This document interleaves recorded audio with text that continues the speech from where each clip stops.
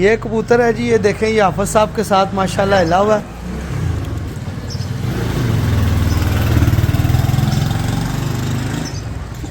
ये देखें माशाल्लाह ये हाई फ्लायर कबूतर है और हाफिज साहब के साथ बड़ा बेहतरीन हिला हुआ है और ये इस वक्त बड़ा खुश है। ये मैं इसको उड़ाऊँगा तो ये हाफिज साहब के पास जाएगा।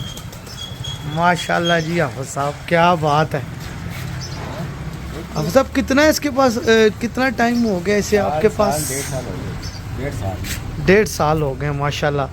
अच्छा कबूतर मैंने देखा है, कबूतर जो है माशाल्लाह एक तो वैसे ही आपके साथ हिला, दूसरा बहुत ही नायाब कबूतर है। ये पुरानी नस्लों का कबूतर है।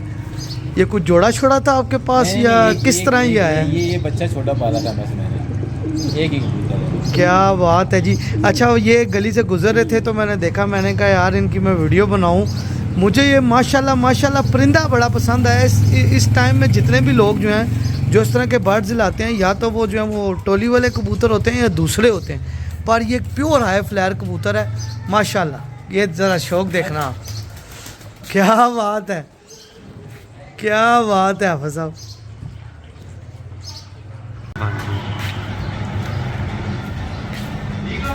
ठीक है, ठीक है, अपने नसीबों में।